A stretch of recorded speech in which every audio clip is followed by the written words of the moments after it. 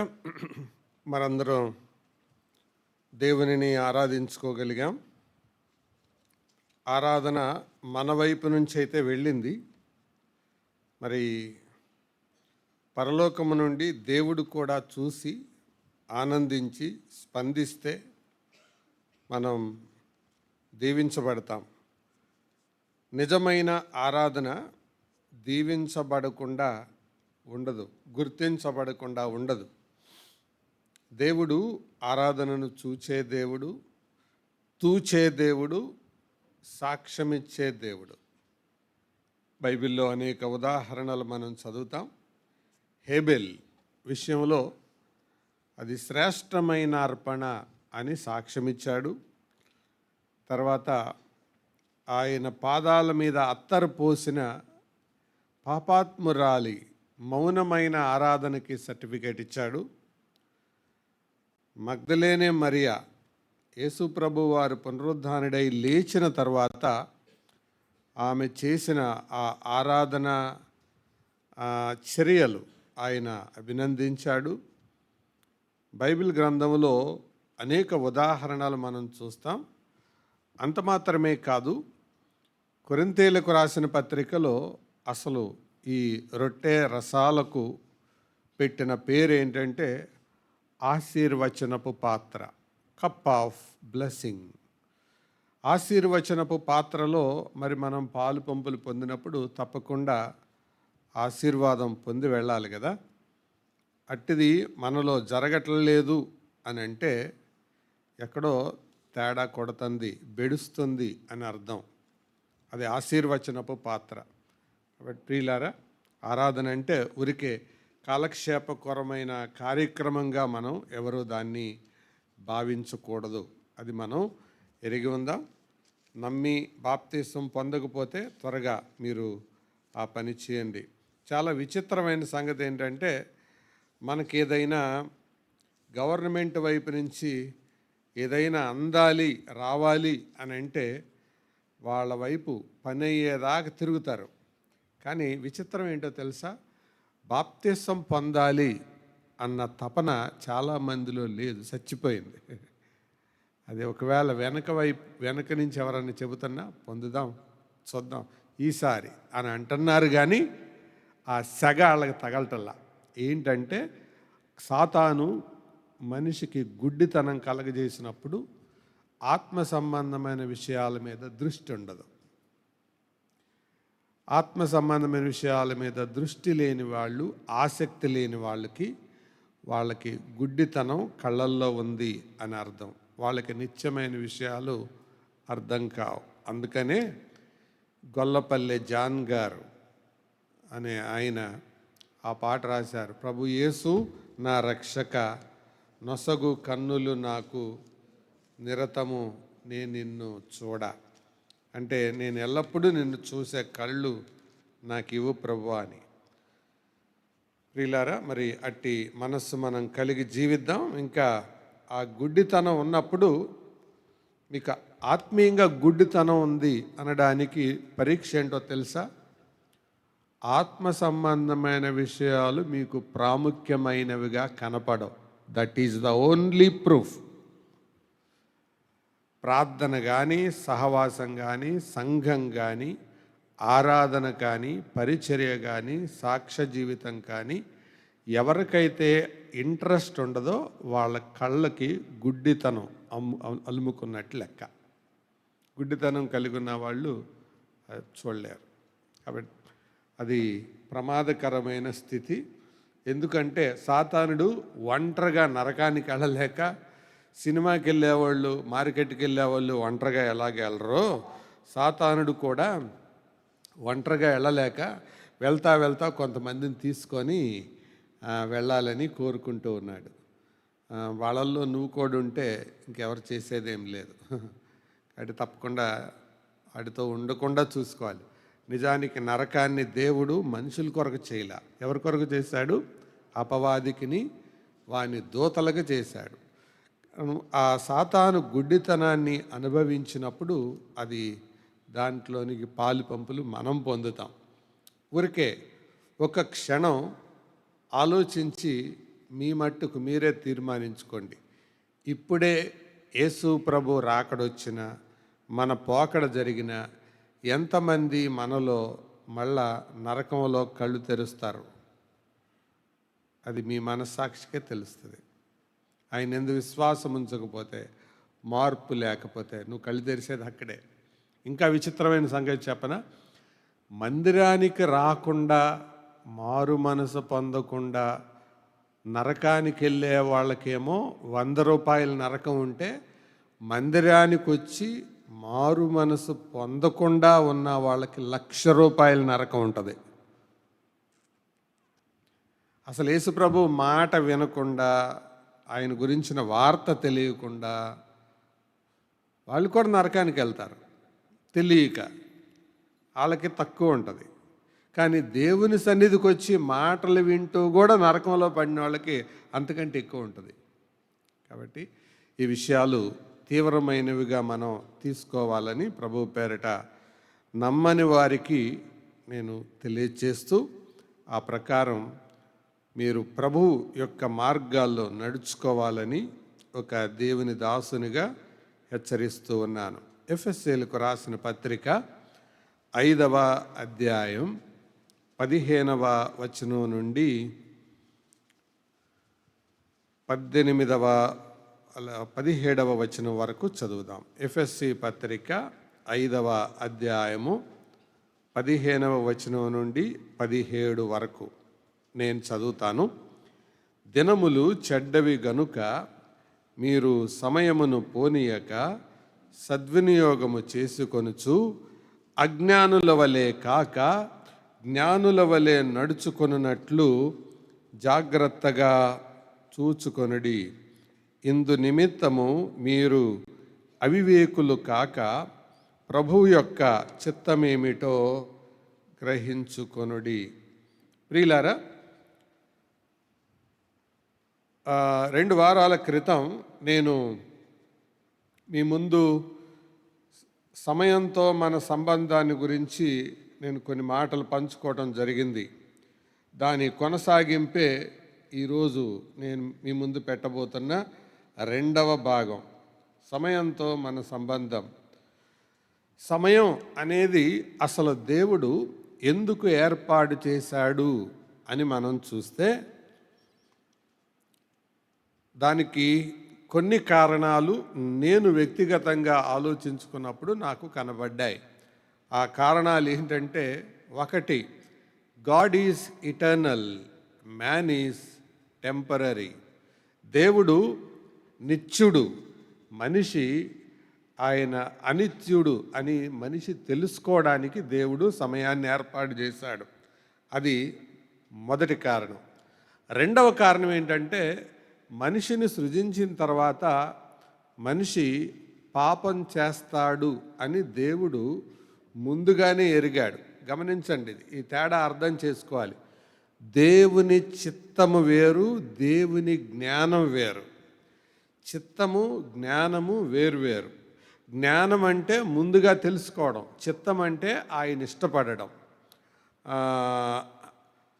హాస్పిటల్లో ప్రాణాపాయ పరిస్థితుల్లో చేరే రోగికి ఒక చిత్తం ఉంటుంది. ఏంటిది?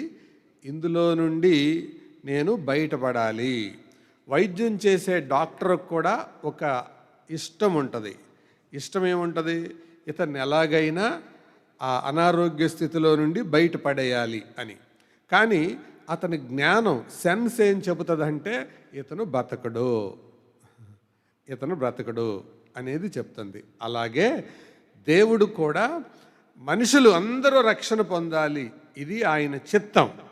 కానీ ఆయన జ్ఞానం ఏం చెబుతుందంటే వీళ్ళు పాపం చేస్తారు, నా మాట వినరు, తిరగబడేవాళ్ళు అని. అయితే దేవుని ప్రేమ, ఇందాక ఆరాధనలో విన్నాం కదా, ఆ ప్రేమ అడ్డం పడుతూ, వాదిస్తూ, వాళ్ళు ప్రోత్సహిస్తూ ఉంటుంది.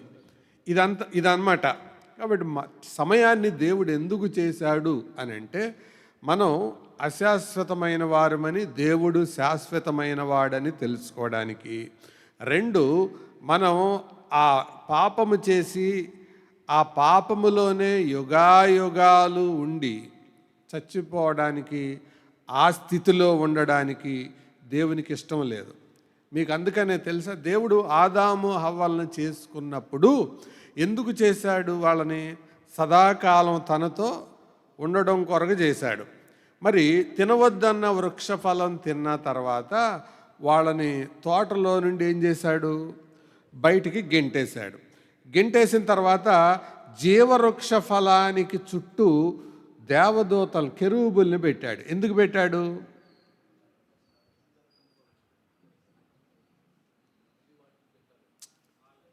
తింటే వాళ్ళకి కలిగేదేంటి?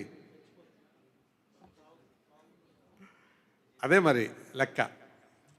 చూడండి పోనీ ఆదికాండం ఎందుకు చదవండి అన్నమాట 3 చదువు. అప్పుడు దేవుడైన యెహోవా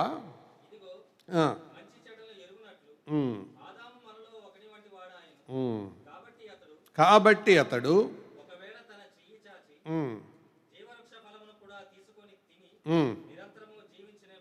ఏంటది అంటే దాని అర్థం ఏంటి? ఆదాం ఎల్లప్పుడూ బతికేస్తాడేమోనని.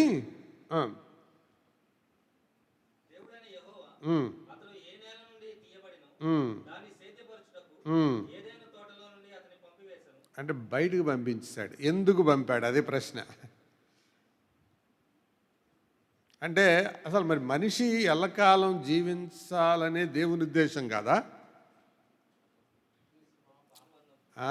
అది ఆ పాప స్థితిలోనే బతికిపోతాడేమోనని, అదే స్థితిలో ఉండిపోతాడేమోనన్న భయంతో లేకపోతే ఆలోచనతో పంపించేశాడు. అదే స్థితిలో ఉంటే ఏమయ్యేది? ఊరికే మీకు అర్థమవటానికి చెప్తున్నాను. ఇప్పుడు మన ఇంట్లోనే ఒక మా అమ్మగారికి 90 ఏళ్ళు వచ్చినాయి, ఇంకా చచ్చిపోలేదు అనుకుందాం. 90 ఏళ్ళు వచ్చిన ఆవిడ్ని ఇంట్లో వాళ్ళు ఎలా చూస్తారు? పైకి ఆసుపత్రికి తీసుకెళ్దామంటారు, కానీ ఇంకెప్పుడు పోతుందిరా బాబు అనేది మనసులో ఉంటుంది. సరే 90 అయిపోయింది, 200 ఏళ్ళు వచ్చినాయి, ఇంకా చావలా, జ్వరం వచ్చింది. అమ్మా జ్వరం వచ్చింది, ఆసుపత్రికి తీసుకెళ్ళు అని డ్యూటీకి బయలుదేరే టైంలోనూ కాలేజీకి బయలుదేరే టైంలోనూ అన్నారనుకోండి, ఏం చేస్తారు? ఇప్పుడు దాకా బతికింది చాలదా? అంటే 200 ఏళ్ళు మన కళ్ళ ముందే ముక్కుతూ మూలుగుతూ బతకతంటే చూస్తుండలేం కదా. దేవుడు పాపములో కృషించిపోతున్న మనిషిని చూడలేక ఆ ఆయుష్కాలాన్ని ఫైనిట్ చేయటానికి కుదించాడనమాట. అందుకు టైంని ఏర్పరిచాడు. ఆయన ఉద్దేశం ఏంటి అంటే యేసుక్రీస్తులో వారిని విమోచించి నిత్యత్వములో తిరిగి వాళ్ళందరూ సదాకాలం యుగాయుగాలు ఉండాలనేది ఆయన ప్రణాళిక. అది అసలు సంగతి. అర్థమైందా? కాబట్టి ఈ పాపపు స్థితిలో నిరంతరం బతికితే ఏం ఉపయోగం? ఉదాహరణకి ఆదాము అలాగే 900 అప్పుడు 930 బతికాడు కదా. ఆ తర్వాత కూడా ఇంకొక 2000 బతుకుంటే ఆదాము శరీరం ఎలా ఉండుండేది ఊహించండి. కళ్ళు లోపలికి వెళ్ళిపోయి, చెంపలు లోపలికి వెళ్ళిపోయి, పళ్ళు ఊడిపోయి. అందుకనే దేవుడు ఆ కాలాన్ని, మనిషి కాలాన్ని కుదించేశాడు. అందుకే సమయానికి బందీగా చేశాడు. తర్వాత నిత్యత్వంలో ఇక కాలంతో పని లేదు, అందుకే కాలాన్ని ఆపేస్తాడు. ఆ మాటలు విన్నాం. కాబట్టి ఈ కొద్ది కాలం, ఈ భూమి మీద ఉన్న ఈ కాలాన్ని సరిగ్గా వాడుకోవాలి అనేది దేవుని యొక్క ఉద్దేశం. కాబట్టి ఎఫెసీ పత్రికలో 5వ అధ్యాయం 15, 16, 17 వచనాల్లో కాలాన్ని విశ్వాసులు ఎలా వాడుకోవాలో దేవుడు తన గ్రంథములో ఆత్మ ద్వారా ప్రేరేపిస్తూ రాయిస్తున్నాడు దైవ సేవకుని ద్వారా. మరి ఈ కాలాన్ని దేవుడు ఎలాగ వాడాడు, ఎలాగ ఆ కాలం పట్ల వైఖరి కలిగి ఉన్నాడంటే ఇది ఎఫెసీ పత్రికకు రండి, 3వ అధ్యాయం 5వ వచనాన్ని చదువుతున్నాను. ఈ మర్మం ఇప్పుడు ఆత్మమూలముగా దేవుని పరిశుద్ధులకు, అపోస్తలకు, ప్రవక్తలకు బయలుపరచబడి ఉన్నట్టుగా పూర్వకాలములయందు మనుషులకు, అంటే అది ఇప్పుడు తెలియజేయబడింది, కానీ పూర్వకాలములో అది ఆ కాలంలో దేవుడు దాన్ని తెలియజేయలే. కాబట్టి ఆ కాలంలో, అంటే ఒక కాలం వస్తుంది అప్పుడు తెలియజేద్దాం అనుకున్నాడు. తర్వాత ఈ కాలాన్ని ప్రభువు ఎలాగ వాడాడు? మన ప్రభు అయిన యేసుక్రీస్తు వారు భూలోకానికి వచ్చాడు కదా, ఆయన కాలాన్ని ఎలా వాడాడు చూడండి. ఒక 3 లేక 4 రెఫరెన్సులు చూపిస్తాను. ఆయన భూలోకంలో ఉండగా సమయాన్ని ఎలా గడిపాడు, కాలాన్ని ఎలా వాడాడు. లూకాసు వార్త 21వ అధ్యాయం 37వ వచనం.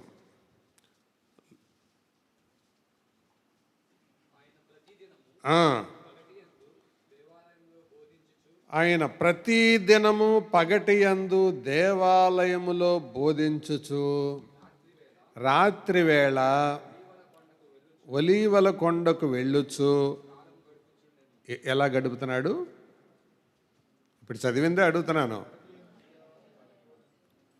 పగలేమో బోధిస్తున్నాడు, రాత్రులేమో ఒలీవ కొండకి వెళ్ళొచ్చు కాలం గడుపుతున్నాడు.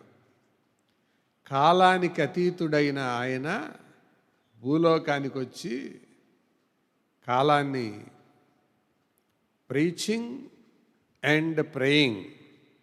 అందుకే ఒక దైవ సేవకురాలు ఇలాగంది, Jesus lived between mountains and multitudes. Yesu ప్రభువారు ప్రజలకు పర్వతాలకు మధ్య జీవించాడట. ప్రజల మధ్య ఉన్నప్పుడు బోధించాడు, పర్వతంలోకి వెళ్ళి ప్రార్థించాడు. ఆయన టైం అలా గడిపాడు. మనం టైం ఎలా గడుపుతున్నాం ఆ తర్వాత చూద్దాం. రెండవది, ఆయన టైం ఎలా వాడాడు.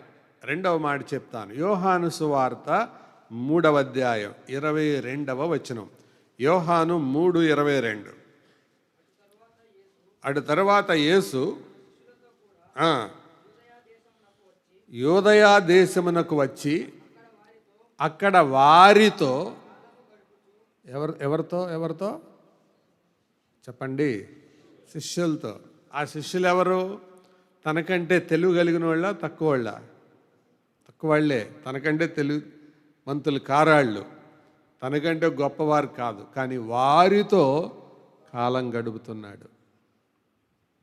He was spending his time to his disciples. అర్థమవుతుందా? ప్రజలకు బోధిస్తున్నాడు, తండ్రికి ప్రార్థిస్తున్నాడు, శిష్యులకు తో కాలం గడుపుతున్నాడు. తర్వాత మాట, అది భూమి మీద ఉండగా ఆయన చేసిన పని. పరలోకానికి వెళ్ళాక ఏం చేస్తున్నాడో బైబిల్ చూడకుండా మీరే చెప్పగలరు. పాట కూడా పాడతాం కదా, నిరతము తండ్రి రాజ్యములో ప్రార్థన చేస్తూ ఉన్నా. ఇప్పుడు ఏం చేస్తున్నాడు ఆయన? మన కోసం ప్రార్థన చేస్తున్నాడు. కాబట్టి పరలోకంలో ఆయన ఏం చేస్తున్నాడు? ఎవరి కోసం ప్రార్థన? దూతల కోసమా? కాదు. సాతాను కోసమా? కాదు. మరి ఎవరి కోసం? మన కొరకే. నిత్యత్వంలో ఆయన కాలాన్ని మన కొరకే గడుపుతున్నాడు. అంతేకాదు, ఆయన ఇంకొక పనిలో ఉన్నాడు. నేను మీకు స్థలము సిద్ధపరచ వెళుచున్నాను అన్నాడు. మన కొరకు స్థలము సిద్ధపరుస్తున్నాడు. He's praying for us, he's also preparing place for us. సమయాన్ని అలా గడుపుతున్నాడు. భూలోకములో ఉండగా బోధించాడు, ప్రార్థించాడు, శిష్యులను తయారు చేయడానికి, వాళ్ళను ఉన్నతములుగా తీర్చిదిద్దడానికి, ప్రతిభావంతులుగా ప్రభావితమైన వారిగా తీర్చిదిద్దడానికి వారితో సమయం గడిపాడు. విశ్వాసులారా, మీ సమయం దేంతో, ఎవరితో ఆలోచన చేయండి. దేంతో సమయం గడుపుతున్నారు? ఉదయం లేచిన దగ్గర నుంచి పండుకునేదాకా ఎవరితో, దేంతో? That reveals your personality. అదే నీ వ్యక్తిత్వం. యేసు ప్రభు అంతటా ఆయనే దూతలందరినీ స్తుతించే వాళ్ళందరినీ వదిలి భూలోకానికి వచ్చి అలా సమయాన్ని గడిపితే, భూలోకంలో పుట్టిన మనం మనుషులతో సమయాన్ని గడపకుండా డిస్కనెక్టెడ్గా బ్రతుకుతుంటే ఏం బ్రతకది? అది యేసు ప్రభు సమయాన్ని అలా వాడుకున్నాడు. తర్వాత మనం సమయాన్ని వృధా చేస్తున్నాం అని అనడానికి కొన్ని సూచనలు ఏంటో చెప్తాను. సమయాన్ని వేస్ట్ చేస్తున్నాం అనడానికి కొన్ని సూచనలు. స్లైడ్ ఉందా? లాస్ట్ ఉంటుంది చూడు. నీ సమయం మేలుక గాలిక, ఇది మీరు చదివితే మీరు సమయాన్ని ఎలా వాడుతున్నారో అర్థమవుతుంది.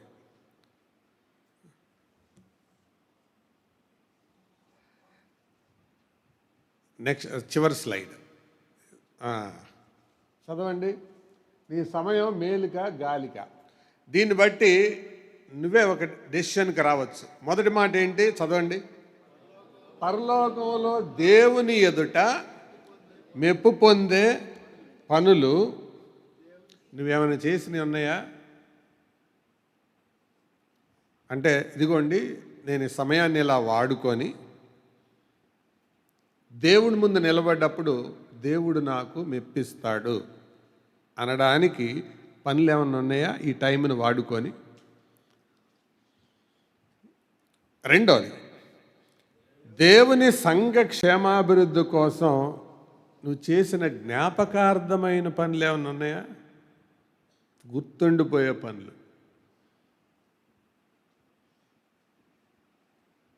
మూడు, ఇతర విశ్వాసులు నిన్ను చూసి అదిగో నేను ఆనకలాగుండాలి, ఆ సహోదరికిలాగుండాలి, వారికిలాగుండాలి అని ఆలోచించదగిన రీతిగా సమయాన్ని వాడుకున్నది ఏమన్నా ఉన్నాయా?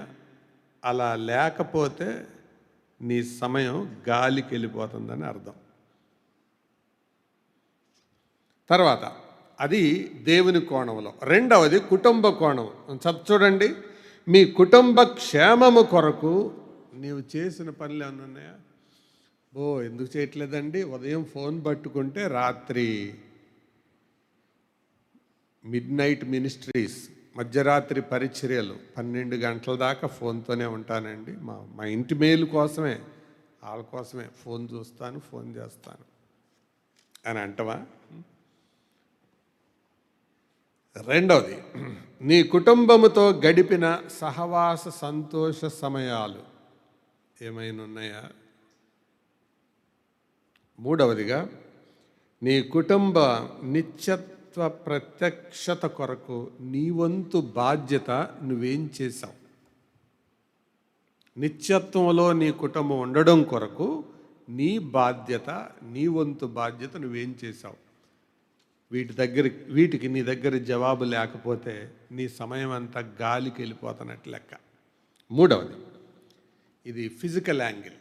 మొదటిది దేవుని కోణం, రెండవది కుటుంబ కోణం, మూడవది భౌతిక కోణం.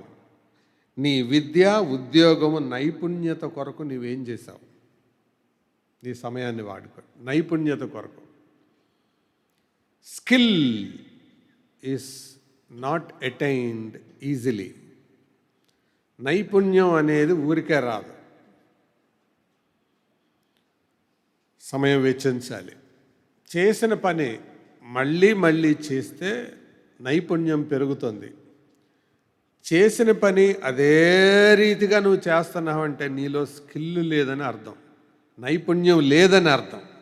ఆ నైపుణ్యం గనక నీలో ఉంటే నువ్వు చదువులో, నువ్వు చేసే పనుల్లో అభివృద్ధి అవుతావు. అది చదువు కావచ్చు, ఉద్యోగం కావచ్చు, ఏదైనా, ఎనీథింగ్. తర్వాత నశించే ఆత్మల కొరకు, వెనుకబడిన విశ్వాసుల కొరకు నువ్వు చేసింది ఏంటి? తర్వాత నీవు సాధించి నేర్చుకున్న కొత్త సంగతులు, కొత్త నైపుణ్యాలు ఏమైనా ఉన్నాయా? వీటన్నిటికీ నీ దగ్గర నో నో నో అనే ఆన్సర్ ఉన్నట్టయితే నీ టైం అంతా గాలికి వెళ్తున్నట్టు లెక్క. అంటే ఒక గాలి బ్రతుకుతున్నట్టు లెక్క అన్నమాట. అందుకే జఫన్యా గ్రంథంలో అన్నాడు, పొట్టు గాలికి ఎగిరిపోవునట్లు సమయము గతించిపోవచ్చున్నది అని. అందుకే ప్రియులారా, ఎవరైతే సమయం విలువ ఎరగకుండా బ్రతుకుతున్నారో వాళ్ళు దేవుని చిత్తానికి అతీతంగా బ్రతుకుతున్నారని నేను అంటలేదు. అపోస్తలుడైన పౌలు చెప్తున్నాడు, ఈ విషయం ఇందు నిమిత్తము మీరు అవివేకులు కాక ప్రభు యొక్క చిత్తమేమిటో గ్రహించుకొనుడి. అంటే సమయం విలువ ఎరగని వాడు ఎవరు? అవివేకి. ఎవరు? అందరనండి, అవివేకి. అవివేకి. ఎవరి దగ్గర ఇంగ్లీష్ బైబిల్ ఉందా? ఏముంది అందులో? అవివేకి దగ్గర ఫూలిష్. ఫూలిష్. అవివేకులు కాక. ఫూలిష్ అంటే దేవుడు ఫూల్ అని అంటాడు ఎవరిని? టైం విలువ తెలుసుకోనండి. ఒకవేళ దేవుడు ఇప్పుడు నిన్ను అంటాడా ఫూల్ అని? నాకు తెలీదు, అది నీ మనసుకి తెలియాలి. అది ఫూల్ అన్న పదం ఎంత భయంకరమైన పదం. ఎవరన్నా మనల్ని ఫూల్ అంటే ఎంత బాధపడతాం, అహం దెబ్బతింటది, ముఖం చిన్నబుచ్చుకుంటాం. మరి దేవుడే అంటే ఎవరేం చేయగలరు? దేవుడిని ఏమైనా కేసేస్తారా? దేవుని మీద ఏమైనా ఎదురు తిరుగుతారా? అవ్వదు కదా. మరి అటువంటి స్థితిలోనికి మనం వెళ్ళకూడదు. కాబట్టి ఎవరైతే సమయం విలువ తెలియకుండా బ్రతుకుతున్నారో వారు అవివేకులు, దేవుని చిత్తముని ఎరగని వారు, అజ్ఞానులు. ఆ పైన మాటలో రాయబడింది అజ్ఞానులు. అజ్ఞానులకి అవివేకులకి దేవుడిచ్చిన సమయం విలువ అర్థం కాదు. They don't understand the will of God with respect to time. అందుకనే సమయాన్ని చాలా జాగ్రత్తగా వాడుకోవాలి. అయితే ప్రభువు ఎలా వాడుతున్నాడో మనం చూసాం. ఇప్పుడు ప్రస్తుతం లోకస్తులు, మనుషులు సమయాన్ని, వారి కాలాన్ని ఎలా వెళ్ళబుచ్చుతున్నారో మనం చూద్దాం. దానికంటే ముందుగా ఈ కాలాన్ని హరించే కొన్ని సంగతులు చెప్పన. కాలాన్ని తినేసే సంగతులు. కాలాన్ని తినేసే సంగతులు ఏంటో తెలుసా? ఒకటి, అనాలోచనగా చేసే పనులు. అనాలోచనగా ఎవరైతే పనులు చేస్తుంటారో they kill their time and also others time. ఒక ఇంట్లో ఒక ఆవిడ కూరగాయలు కోస్తా కత్తిపేట అక్కడే పెట్టి వెళ్ళింది. వాళ్ళ కొడుకు బయట ఎవరో వచ్చారని గబగబా పరిగెత్తుకుంటూ వచ్చి ఆ కత్తిపేట దనుకొని పడ్డాడు. కాలు తెగిపోయింది. కత్తిపేట ఎక్కడ ఉండాలి? మూలలో ఉండాలి. ఎవరో వచ్చారని లేచింది ఆవిడ. కానీ లేచే ముందు అనాలోచనగా అది అక్కడే వదిలేసింది. అంటే ఆవిడ ఏమనుకుంది? ఏం అవదలే, నేను మళ్ళీ వచ్చేస్తాను కదా అనుకుంది. ఈ అనాలోచనగా చేసిన పనికి ఏం జరిగింది తెలుసా? అది కాలు తెగిపోయింది. హాస్పిటల్లో జాయిన్ చేశారు. ఈ కూర ఆగిపోయింది. ఇంట్లో వాళ్ళు పస్తున్నారు.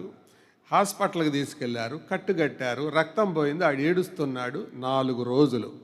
చిన్న పని, స్మాల్ వర్క్. ఇలాంటి పనులు బోల్డ్ ఉంటే మన ఇంట్లో.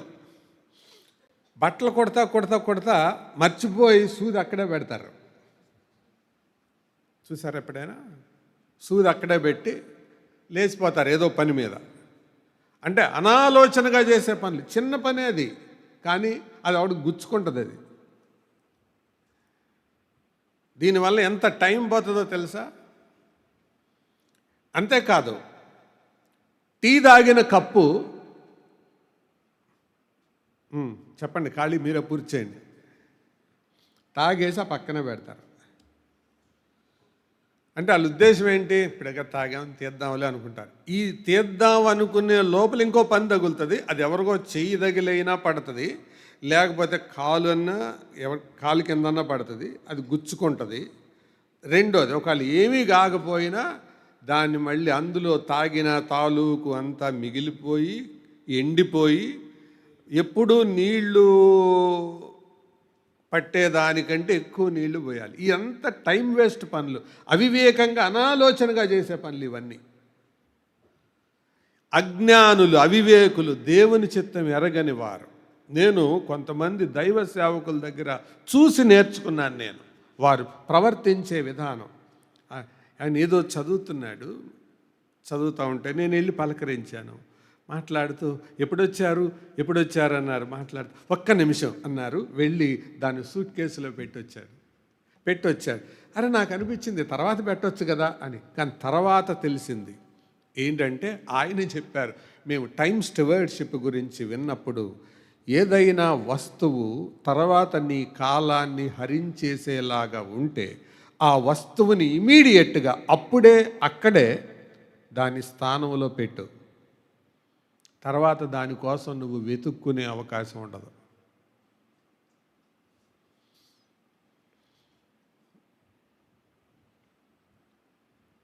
చెప్పులు ఇడిచే దగ్గర కూడా అంతే. కొంతమంది చెప్పులు ఎక్కబడితే అట్లా ఇడుస్తారు. ఇడిచిన తర్వాత ఏమవుతుంది, ఇలాంటి కాంగ్రిగేషన్ ఉన్న టైంలో తలొక చెప్పు తలొక చోట పడుతుంది. అందుకే అదే ముందుసారే ఒక దాంట్లో ఒకటి పెడితే ఆ రెండు కలిసి ఒక చోట ఉంటాయి, తీసుకోవడం తేలిక, అవతలడు తేలిక. మొత్తం 200 చెప్పులు ఒకేసారి మొత్తం కలిసిపోయినాయి అనుకో, ఎట్లుంటుంది? చెప్పుల కోసం జుట్లు పట్టుకోవాల్సి వస్తుంది. నేను ముందు తీసుకుంటే అవివేకంతో పనులు, ఇవన్నీ అవివేకంగా చేసే పనులు, అనాలోచనగా చేసే పనులు. ఆ కొద్ది నిమిషాలు, ఆ కొద్ది సెకండ్లు ఒళ్ళు వంచలేక, లోబడడానికి ఇష్టం లేక ఎంత టైం పోతుందో తెలుసా?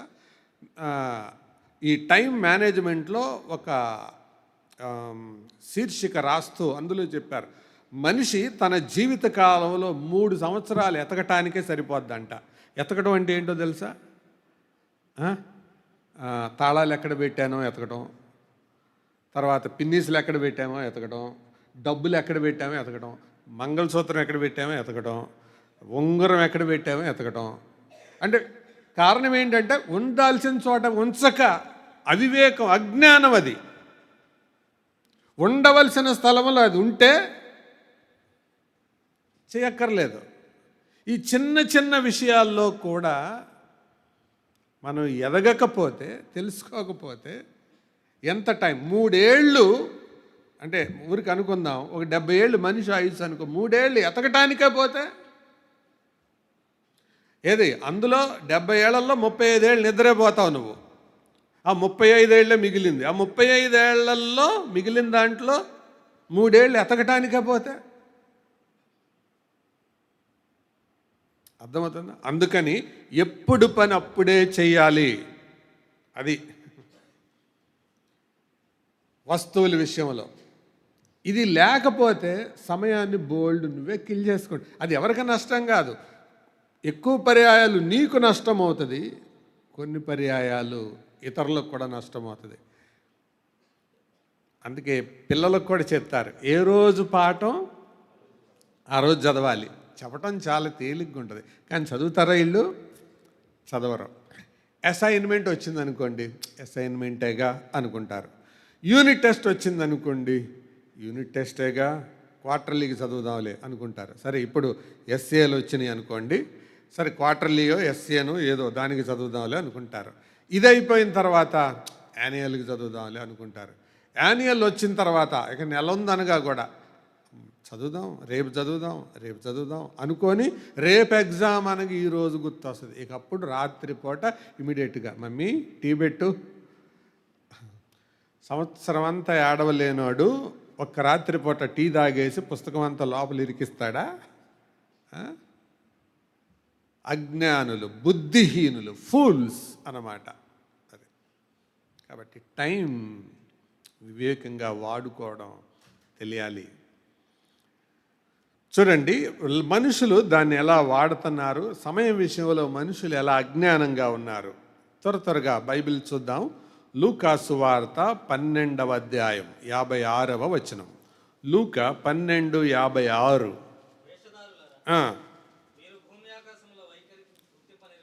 భూమి ఆకాశముల వైఖరి గుర్తింపనిరుగుదురు, ఈ కాలమున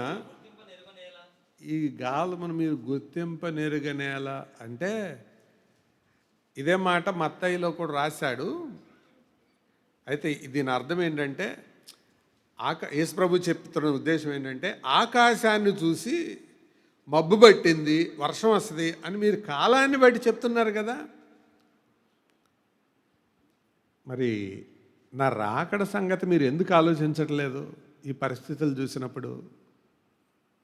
అందుకని ఏమని పిలిచాడు వాళ్ళని? వేషధారులారా. Terrible word. వేషధారులారా అంటున్నారు. అంటే ప్రభు రాకడ కోసం ఆలోచన లేకుండా బతుకుతున్నారు మనుషులు అలా వాడుతున్నారు దీన్ని, కాలాన్ని.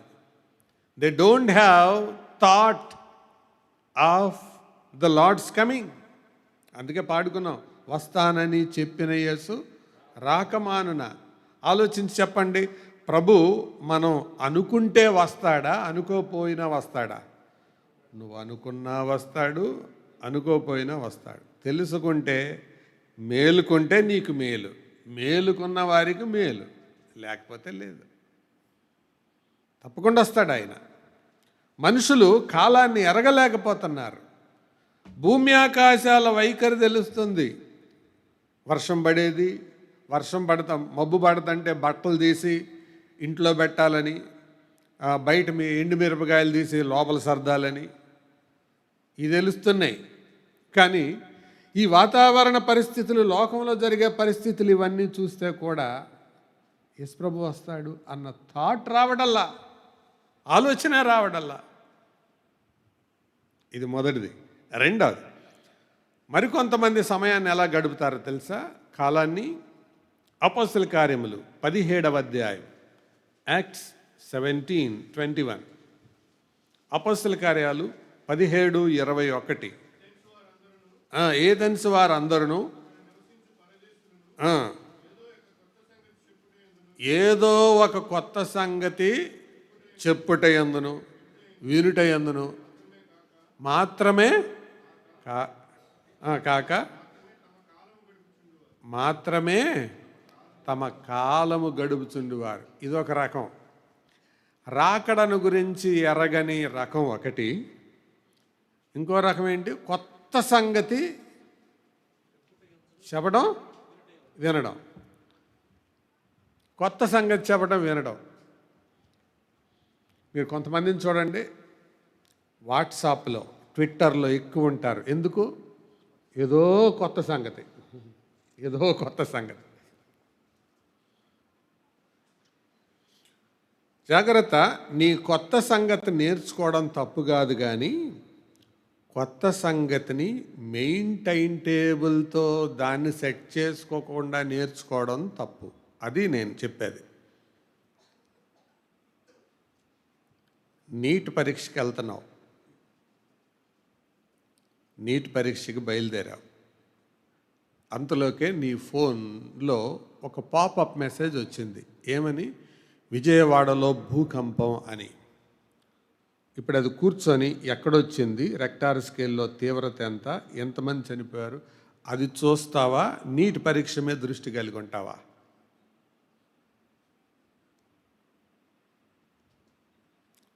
అంటే అది కొత్త సంగతే, అస్టానిషింగ్గా ఉంటుంది, ఆసక్తికరంగా ఉంటుంది. కానీ నీ ప్రధానమైన గురి ఏంటది? NEET exam. దానిని నువ్వు అటెంప్ట్ చేయాలి. తర్వాత తెలుసుకోవచ్చు దీన్ని. అంటే ఆ ఏథెన్స్లో వాళ్ళకి ఏం అలవాటు ఉందట? కొత్త సంగతి వినడం, చెప్పడం కదా. మనకు కూడా అంతే. ఏదైనా వాట్సాప్లో ఒక మెసేజ్ రాగానే కొంతమందికి చూసేదాకా నిద్రపట్టదు, దాన్ని వేరే వాడికి మళ్ళీ పంపేదాకా నిద్రపట్టదు. వీళ్ళు చూసి ఆగరు. ముందు నేర్చుకోవడం, ఇటు పొందడం, ఇది అందుకే వాట్సాప్ గురించి ఎవరు వేశారు, వేసిన చెత్త అంతా ఈ డబ్బాలు వేసుకోవటం, ఈ డబ్బా తీసి ఇంకో దగ్గర గుమ్మరించడం. ఇలాగ టైం గడిపే వాళ్ళు కొందరు. లోకం తీరు ఇలాగుంది. నువ్వు కూడా అలాగున్నావా? తర్వాత 3వ మాట చెప్తాను, రండి. తిమోతికి రాసిన 2వ పత్రిక 4వ అధ్యాయం 4వ వచనం. 2 తిమోతి 4:4. సత్యమునకు చెవినీయక కల్పనా కథల వైపునకు తిరుగు కాలము వచ్చును. అంటే ఈ కాలం ఏ కాలం? సత్యానికి చెవినివ్వని కాలం, కల్పనా కథల వైపు తిరుగు కాలం. కొంతమంది ప్రసంగికులు, బోధకులు వాక్యం చెప్పరు, ఎక్కువ ఏముంటాయి? కథలు, కట్టు కథలు, పిట్ట కథలు ఉంటాయి. ఆ కథలు విని అబ్బా ఏం మర్మాలు రా అనుకుంటారు. సత్యం ఎప్పుడు కథ, ఉపమానం అనేది సత్యాన్ని స్థాపించడానికే కానీ సత్యానికి ప్రత్యామ్నాయం కాదు. అర్థమవుతుందా? కాబట్టి అసలు దానిని వదిలేస్తే ఉపయోగం ఉంది? సత్యానికి చెవినివ్వరు. నా చిన్నతనంలో నేను అనారోగ్యం వచ్చినప్పుడు ట్యాబ్లెట్లు ఒక్క పట్టాన మింగేవాడిని కాదు.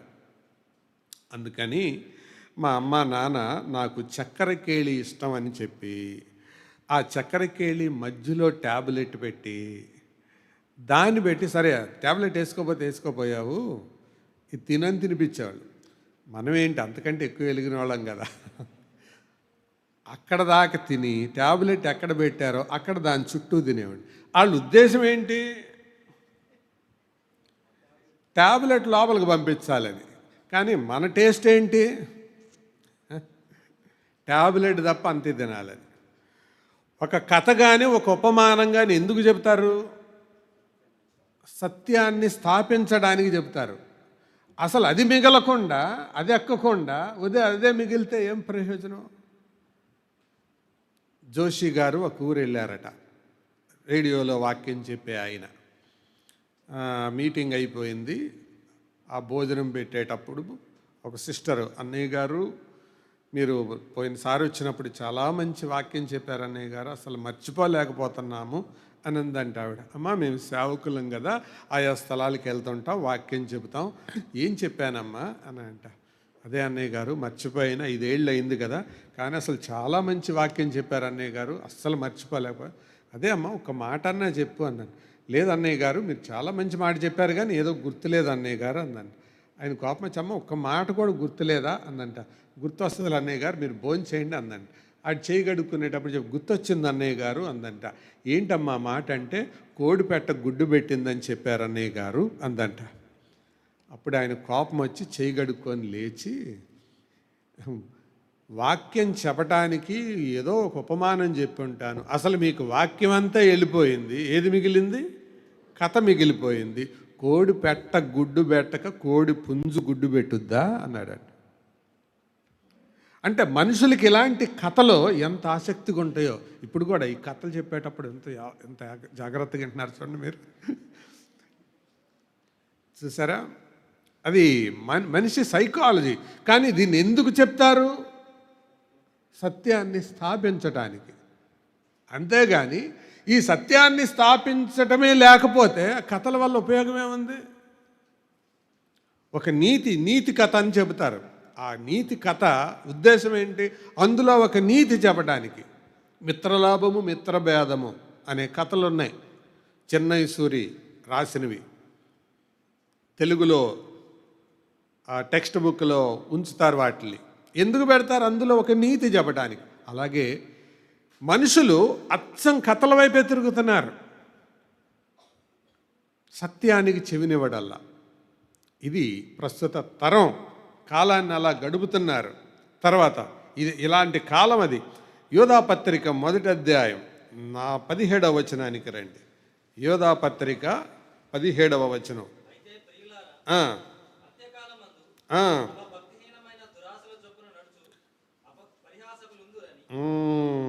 ఎవరు? భక్తిహీనమైన. ఏ కాలం ఇది? అంత్యకాలం. మనుషులు ఈ కాలాన్ని ఎందుకు వాడుతున్నారు? దురాశలను అనుసరించటానికి, భక్తిహీనంగా బ్రతకటానికి, దురాశలను అనుసరించడానికి వాడుతున్నారు. దురాశలు ఎంత భయంకరమైన దురాశలండి. ఈ వారంలో విశాఖపట్నంలో కేసు ట్విస్ట్ చూసారా? ఆడు ఎంత బాగా వేశాడండి ట్రిక్. ఎవరో నార్త్ ఇండియన్ గ్యాంగ్ వచ్చి వాళ్ళని ఏదో చేసినట్టు సృష్టించి పోలీసుల ముందు కథ ఆడి అల్లి అబద్ధమాడి ఎవరో వచ్చి వాళ్ళ అమ్మమ్మను కొట్టేసినట్టు బంగారం అంతా దోచుకెళ్ళినట్టు తీరా తెలిసింది ఏంటంటే వాడే దొంగ. కాలాన్ని ఎలా తెలుస్తున్నాయి ఇవన్నీ అంటే విపరీతంగా ఈ సోషల్ మీడియాలో చూస్తున్నారు. విజయవాడలోనే ఒకడు ముక్కలుగా నరికేశాడు. ఎక్కడ ఇవన్నీ భక్తిహీనమైన దురాశలు. నేరం ఎలా చేయాలో ఎలా తప్పించుకోవాలో. కానీ ఏ నేరస్తుడైనా తప్పకుండా ఏదో ఒక క్లూ వదులుతాడు. అది పోలీసులు ఫాలో అయ్యే నియమం. ఏదో ఒక క్లూ.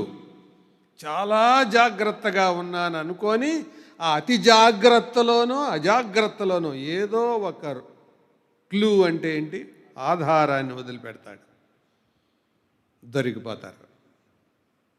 ఇలాంటి వాటిల్లో కాలం గడుపుతున్న తరంలో మనం ఉన్నాం. అంతేకాదు ఈ కాలాన్ని మనుషులు దేనికి వాడుతున్నారు? మరొక మాట, యోహాను సువార్త 16వ అధ్యాయం 2వ వచనానికి రండి. యోహాను 16:2.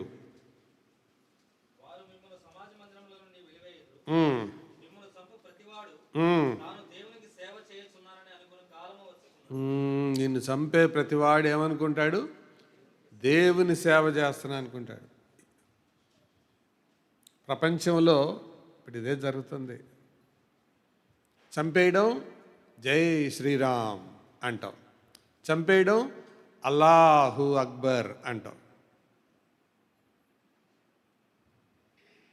ఈ కాలంలో ఇదే జరుగుతుంది. మనం నైజీరియాలో విన్నాం. ఆ పేరెత్తితే ఇంకెవడేం మాట్లాడ్డు. ఈ కాలం అలాంటి కాలం. ఇలాంటి వాటికి వాడుతున్నారు. ఈ చివరి కాలాల్లో మనం బ్రతుకుతున్నాం. దీంట్లో అజ్ఞానులుగా బ్రతికితే ఎట్లా? అవివేకంగా బ్రతికితే ఎట్లా? అంతేకాదు, తిమోతికి రాసిన 2వ పత్రిక 3వ అధ్యాయం 1వ వచనం చూడండి. 2వ తిమోతి 3:1. అంత్యదినములలో వచ్చునని తెలుసుకొనుము. ఎలాగనగా మనుషులు స్వార్థప్రియులు. చాలు, నేను దీని అంతటికి మీరు ఇంటికి వెళ్ళాక ఆ లిస్టు చదువుకోండి. నేను పెట్టుకున్న పేరు ఏంటంటే మనుషులు మృగాలుగా మారే కాలం అది. Humans they become animals. స్వార్థప్రియులు. సెల్ఫ్ కోసం ఏ పనికిమాలిన పని అయినా చేయడం. స్వార్థం. మీరు చూసారా, ఒక అన్న ఒక చెల్లిని గర్భవతిని చేశాడు. పేపర్లో వేశారండి. ఏంటంటే సెల్ఫిష్నెస్, స్వార్థం. అన్న సొంత చెల్లిని.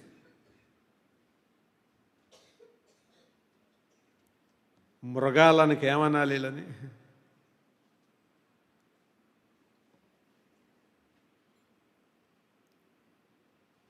ఈ కాలం అలా ఉంది. అన్నిటికంటే భయంకరమైన స్థితి ఏంటో తెలుసా? లూకా సువార్త 19వ అధ్యాయం 42వ వచనం. లూకా 19:42. నీవును ఈ దినమందైనను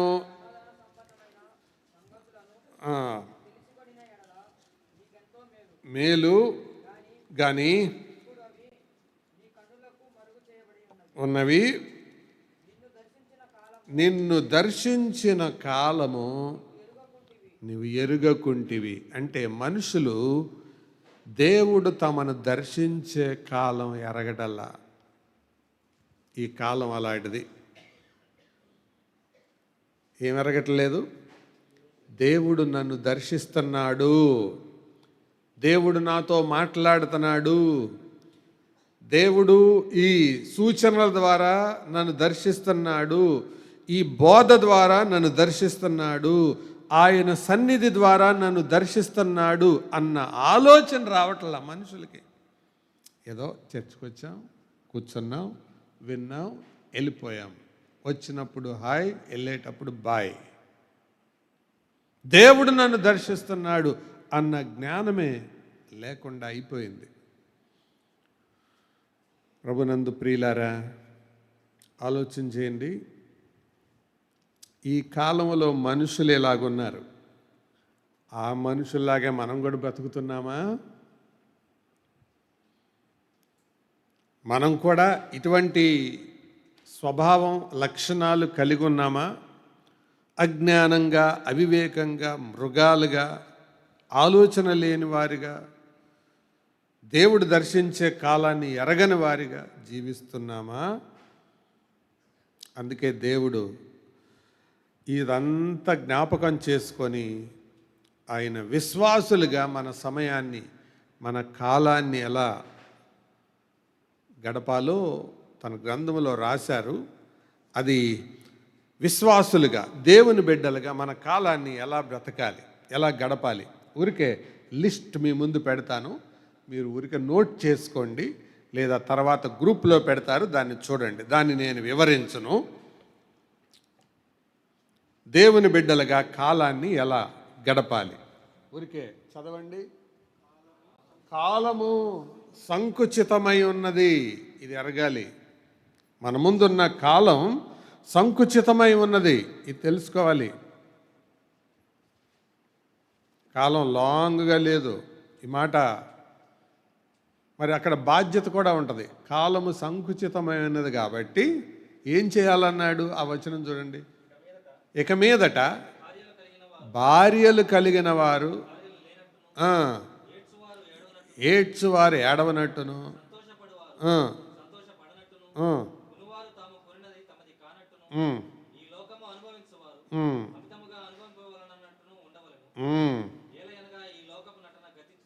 చాలు. అంటే నీకు పెళ్ళయిందా, అవనట్టు ఉండాలి, అవలేదు అనుకోకూడదు, అవలేదు అన్నట్టుగా ఉండాలి. అంటే దేవునిని సేవించడానికి నీ పెళ్ళి ఆటంకం కాకూడదు. నువ్వేదన్నా కొనుక్కున్నావా, అది దేవుని పనికి అడ్డం రాకూడదు. నువ్వేదన్నా అమ్ముతున్నావా, అది దేవుని పనికి అడ్డం రాకూడదు. అదే ఆ మాట అర్థం. కొనువారు తమది కానట్టు, తర్వాత లోకం అనుభవించేవారు అమితముగా అనుభవించినట్టు. అంటే మరి లోకంలోనే ఉన్నాం, అలాగని లోకానికి డిస్కనెక్టెడ్గా ఉండలేం. అమితంగా అనుభవించినట్టు ఏదో అక్కడ ఉందా, ఓ వెరీ గుడ్, బాగుంది, అంతవరకే. అంతేగాని దాని ముందే కూర్చొని దాన్ని చూస్తా, నోట్లో నుండి సొంగగారుతా, ఆ వైపు గమనిస్తా, అలాగే చూస్తా ఉండిపోవద్దు. అది ఆ మాట అర్థం. ఎందుకు చెప్తున్నాడు ఆ మాట? కాలము సంకుచితంగా ఉంది. ఒక విశ్వాసి దాన్ని అలా వాడాలి. అందుకని విశ్వాసి అంటే అర్థం ఏంటి? లోకాన్ని వాడేవాడు, లోకాన్ని ప్రేమించేవాడు కాదు. అది మొదటిది. రెండవది చదవండి. కాలము నెరిగి నిద్ర మేలుకొని వేళ అయినదని తెలుసుకోండి. అంటే ఈ కాలంలో నిద్రపోయే టైం కాదు. నిద్ర అంటే భౌతికమైన నిద్ర సంగతి కాదు ఇక్కడ చెప్పేది.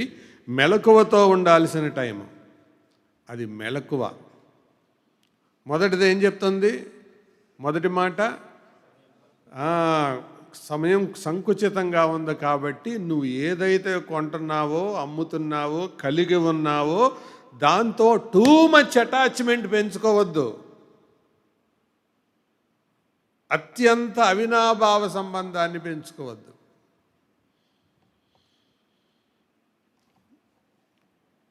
ఒక విశ్వాసి నెల రోజులు చర్చి మానేసింది. ఏంటంటే కుక్క చచ్చిపోయిందంట.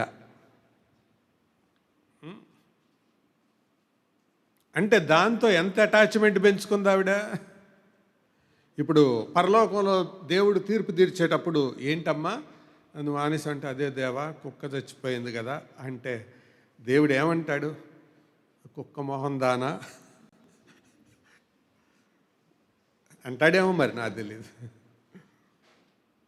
అంటే ఏదో కుక్క ఉంది అన్నట్టుగానే ఉండాలి, కానీ దాంతో అటాచ్మెంట్ అంత పెంచుకొని నెల రోజులు దాంట్లో నుండి తట్టుకోలేనంత బాధలోకి ఏడ్చువారు ఏడవనట్టు ఉందా మాట? ఎందుకు? కాలం సంకుచితంగా ఉంది. మీ టైం టేబుల్ దాంతో ట్యూనప్ చేసుకోవాలి, కానీ వీటి మీద కాలాన్ని గడిపేస్తే ఎట్లా?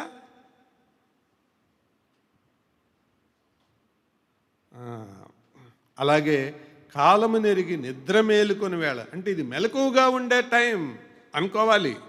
తర్వాత మూడవది, కాలము బహు కొంచెముగా ఉన్నది. ఎబ్రీ పత్రిక 10:37 అక్కడే ఉంది బాధ్యత. వచ్చును నీతిమంతుడైన వాడు, అంటే విశ్వాసంతో బ్రతకాలి. కాలం సంకుచితంగా ఉంది కాబట్టి ఎలా బ్రతకాలి ఒక మనిషి? పెద్దగా చెప్పండి. అప్పుడప్పుడు నేను ఈ మాట చెప్తుంటాను కదా, శ్వాసకి విశ్వాసకి తేడా ఏంటి? శ్వాస తీసుకొని బ్రతికేవాడు శ్వాసి, విశ్వాసం మీద బ్రతికేవాడు విశ్వాసి. శ్వాస పీల్చుకోకపోతే మనిషి ఎలాగ చచ్చిపోతాడో, విశ్వాసము లేని వాని యొక్క జీవితం చచ్చిన జీవితం. విశ్వాసంతో బ్రతకండి. కాలం కొంచెంగా ఉంది, విశ్వాసంతో బ్రతకండి. ఇది మూడవ బాధ్యత. నాలుగవది, కొరింథీ 2వ పత్రిక 5వ అధ్యాయం 7వ వచనం. దేహము, దేశంగా కాలము ఎరిగి, అంటే ధైర్యంగా ఉండు. ఈ కాలంలో ధైర్యంగా ఉండు. కలవరపరిచే పరిస్థితులు వస్తాయి, ధైర్యంగా ఉండు, కృంగిపోవద్దు. దేహంలో నివసించే కాలంలో కలవరపరిచే పరిస్థితులు వస్తాయి, ధైర్యంగా ఉండు. శ్రమలు వచ్చాయా, అనారోగ్యాలు వచ్చాయా, ఇబ్బందులు వచ్చాయా, ధైర్యంగా ఉండు. చూడండి, ఈ నైజీరియా ప్రాంతంలో నేను చూశాను, ఆ వీడియో కూడా చూశాను. అంతమంది చనిపోతే చాలామంది వెళ్ళారు, సమాధి చూసే ఎన్ని పెట్లు ఒక్కసారి పెట్టారో లోపల గొయ్యి తవ్వి. అయినా కూడా వాళ్ళు విశ్వాసాన్ని వదిలిపెట్టల, ధైర్యంగానే ఉన్నారు. చచ్చిపోతామని తెలుసు, చంపేస్తున్నారని తెలుసు, అయినా ధైర్యంగా ఉన్నారు. ఎందుకు? వాళ్ళు ఏమనుకున్నారు? కొంచెం కాలం ఈ దేహంలో ఉంటాం, అయినా మనం ఎట్లా పిరికిగా బతకూడదు. ఎలా బ్రతకాలి? ధైర్యంగా ఉండాలి. తర్వాత పేతురు మొదటి పత్రిక 1వ అధ్యాయం 17వ వచనం.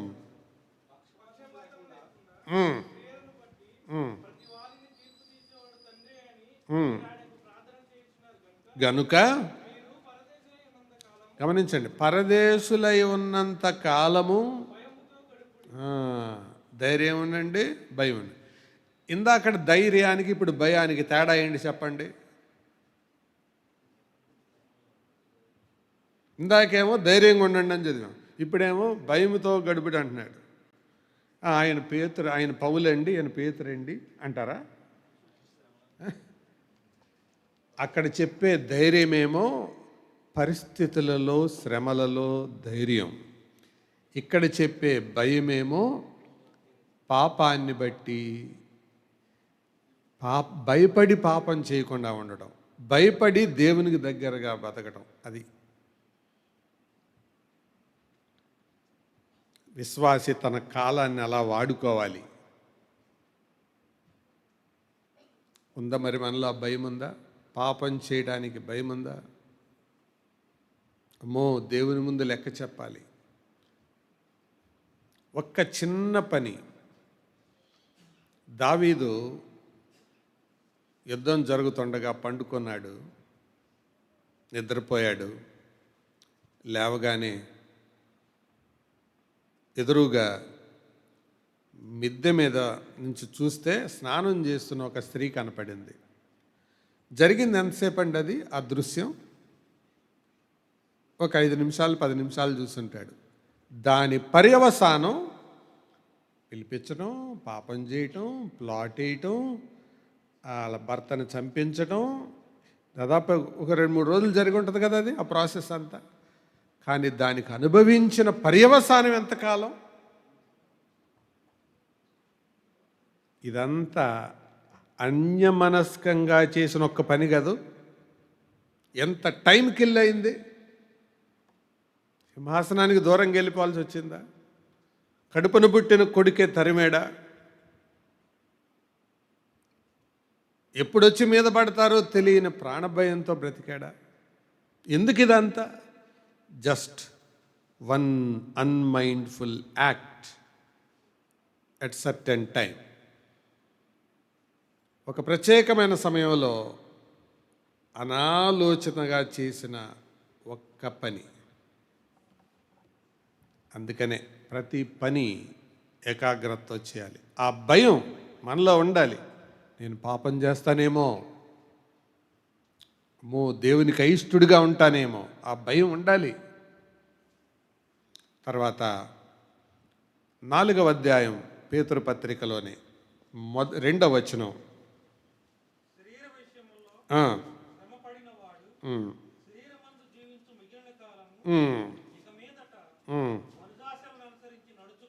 మనుజాశలను అనుసరించి నడుచుకొనక దేవుని ఇష్టానుసారముగా నడుచుకొనున్నట్లు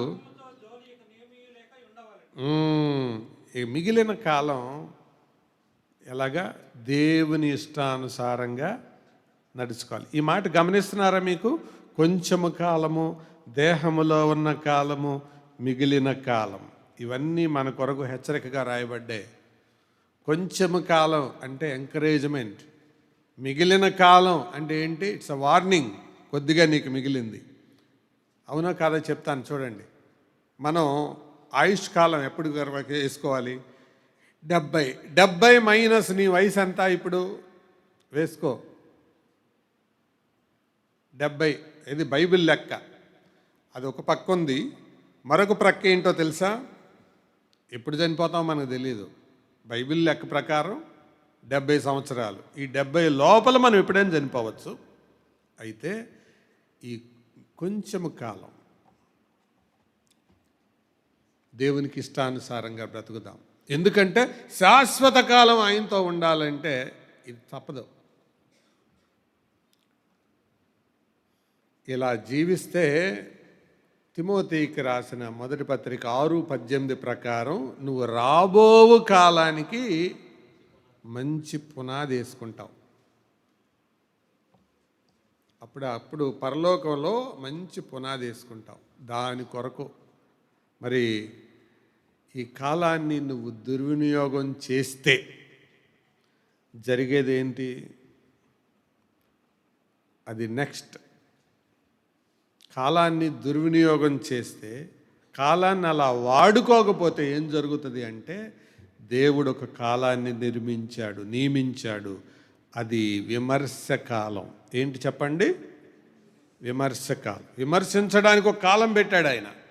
దాన్ని విమర్శ దినమని, విమర్శ కాలమని, తీర్పు కాలమని రకరకాల పేర్లు ఉన్నాయి. విమర్శ కాలం. విమర్శ అంటే జడ్జ్మెంట్, తీర్పు ఉంది. కాలాన్ని నువ్వు ఎలా వాడుతావో, ఆ కాలమున 3 రకాలైన వారిని ఆయన నేరస్థాపన చేయటానికి తెస్తున్నట్లు మనం చదువుతాం. ఆ 3 ఎవరో తెలుసా? తూరు, సీదోను పట్టణాల వారు. వాళ్ళు, ఆ పట్టణాల వాళ్ళ స్థితి ఓర్వతగినదై ఉంటుంది అని ఆ పట్టణాలతో ప్రభువు మాట్లాడుతూ అంటున్నాడు. తర్వాత మరొకళ్ళు ఎవరు? దక్షిణ దేశపు రాణి. ఆవిడెవరు? షాబా దేశపు రాణి. ఆవిడెవరి మీద నేరస్థాపన చేస్తుంది? ఇళ్ళ మీదే.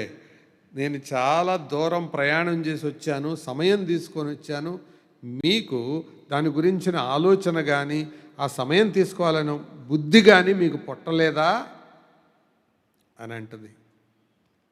అంతేకాదు, మరొకరు ఎవరు? నీనివే పట్టణస్థులు కూడా నేరస్థాపన చేస్తారు. నీనివే పట్టణస్థులు చాలా భయంకరులు. ఎలాంటి వాళ్ళు అంటే, బ్రతికి ఉన్న మనిషి ఒంటికి ఉండే చర్మాన్ని ఒలిచి హింసించేవాళ్ళు, అంత క్రూరులైన వాళ్ళు దేవుని మాట విని పశ్చాత్తాపడ్డారు. దేవుడు వాళ్ళని నేరస్థాపన చేస్తాడు. అంటే ఈరోజు నీనీవే పట్టణస్థులు ఒకవేళ ఇప్పుడే ప్రభువు రాకడొస్తే ఎంతమంది మీద నేరస్థాపన చేస్తామేమో.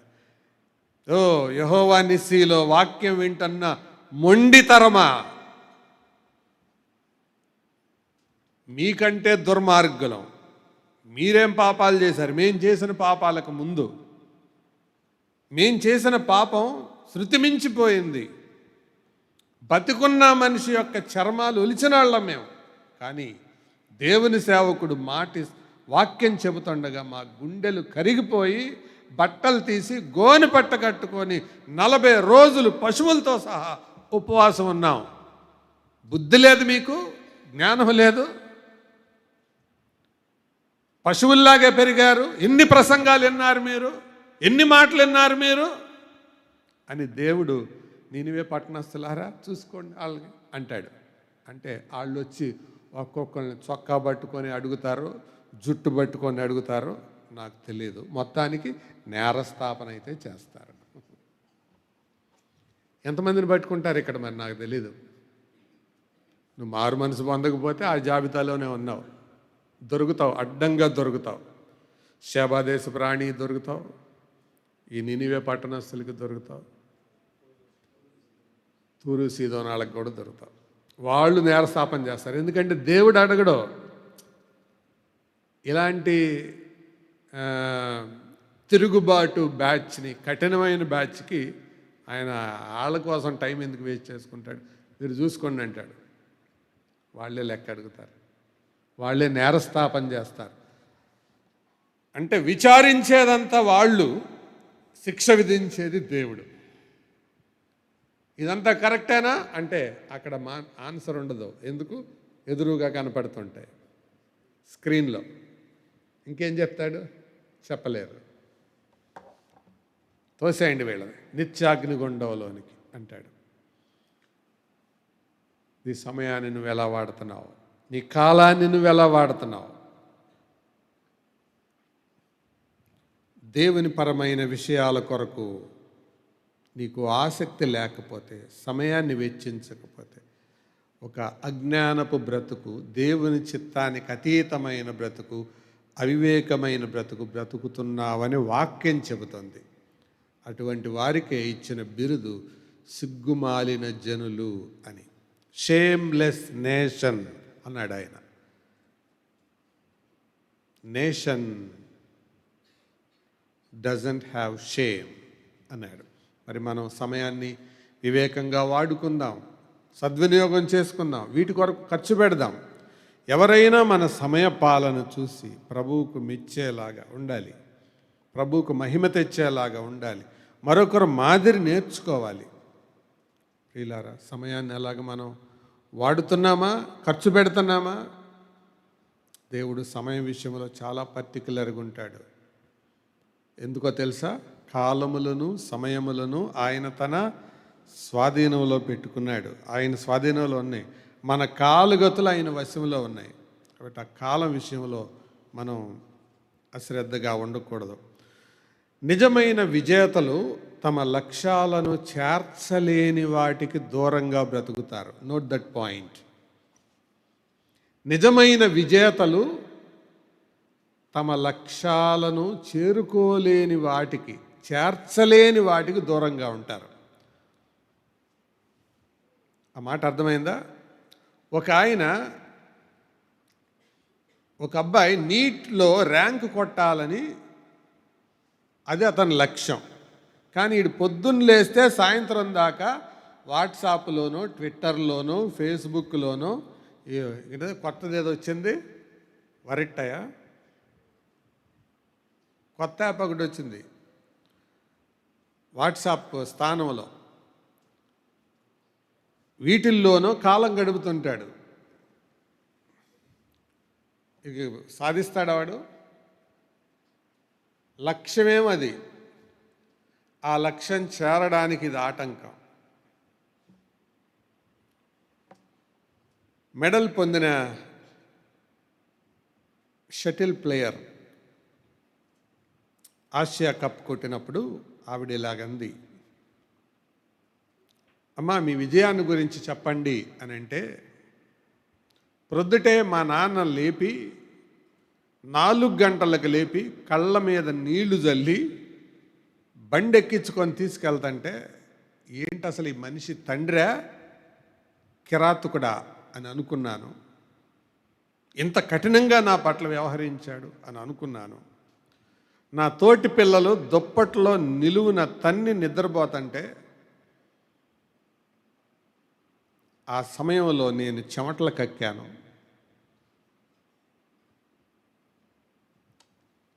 ఖాళీ టైంలో నా ఫ్రెండ్స్ అందరూ పాప్కార్న్ తింటూ ఫేస్బుక్, వాట్సాప్ వీటి గురించి మాట్లాడుకుంటుంటే నేను సాధన చేశాను. అందుకే ఈరోజు విజేతగా నిలిచాను. అది ఆ మాట అర్థం. నిజమైన విజేతలు తమ లక్ష్యాన్ని చేర్చలేని వాటికి దూరంగా ఉంటారు. నువ్వేదైతే చూస్తున్నావో, దేని మీదైతే సమయాన్ని వెచ్చిస్తున్నావో, అది నీ లక్ష్యానికి నిన్ను దగ్గర చేసేదేనా అయితే ఓకే. అది నిన్ను చేర్చందా అయితే నువ్వు ఒక అజ్ఞానివి, ఒక అవివేకివి, ఒక దేవుని చిత్తాన్ని ఎరగని వ్యక్తివి. విజయం అందరికీ కావాలి, కానీ దానికోసం త్యాగం చేసేవారు అరుదు. విజయాన్ని కాంక్షిస్తారు కానీ విధానాన్ని ద్వేషిస్తారు. విజయాన్ని అందరు కాంక్షిస్తారు, సక్సెస్ అవ్వాలని అందరికి ఉండదు, కానీ ఆ ప్రాసెస్ అంటే ఇష్టం ఉండదు. ఎందుకు పొద్దుటే లేవాలి, ఇదంతా ఎవరికి పట్టిందరా, ఇదంతా డిసిప్లిన్. అది కావాలి, కానీ ప్రాసెస్ మూల్యం చెల్లించరు, ఆ విధానాన్ని ద్వేషిస్తారు. గుర్తుంచుకోండి, లోకం ఉత్తమమైన వారిని గుర్తిస్తుంది, చెత్త రకాలను కాదు.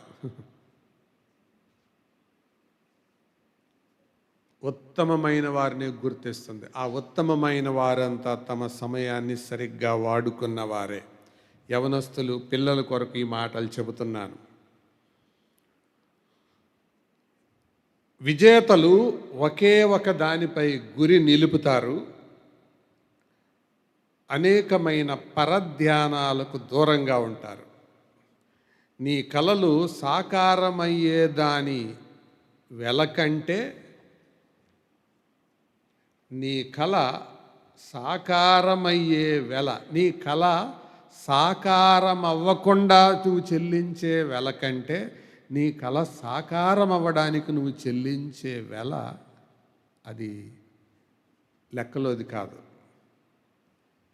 అందుకే ప్రతి దినం నీవు నీ గురి వైపు నువ్వు నడిపించకపోతే, ప్రతి దినం నీ లక్ష్యం నీ గురి వైపుకి నిన్ను నడిపించకపోతే, నువ్వు సమయాన్ని వృధా చేసే ఒక అజ్ఞానివి, అవివేకివి. విశ్వాసిగా మనకొక గురి ఉంది, కుటుంబంగా మనకొక గురి ఉంది, విద్యార్థిగా, ఉద్యోగస్తునిగా ఒక గురి ఉంది.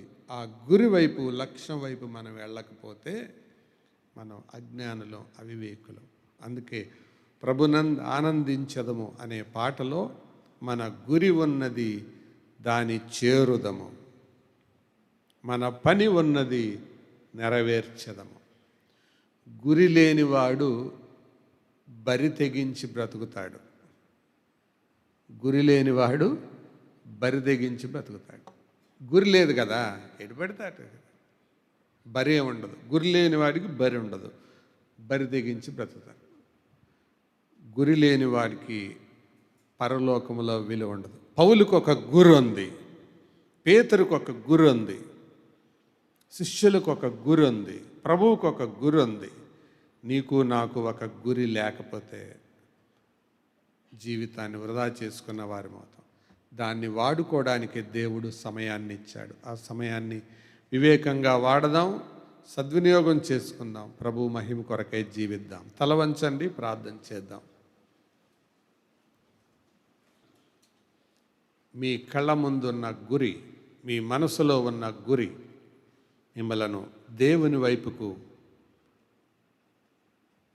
చదువులో ఉద్యోగములో అయితే మీ లక్ష్యం వైపుకు నడిపిస్తుందా? ఆశలు మాత్రం అపారంగా పెట్టుకొని ఆచరణ కోసం వెల చెల్లించకుండా ఉంటే నువ్వు సమయాన్ని వృధా చేస్తున్నట్టే.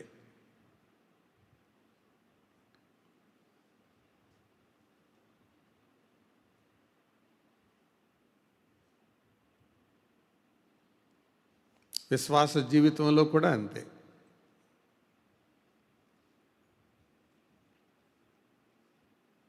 కాబట్టి దేవుని ఎదుట, సమయాన్ని ఇచ్చిన దేవుని ఎదుట మన సమయాన్ని గురించి లెక్క చెప్పేలాగా మనం జీవిద్దాం.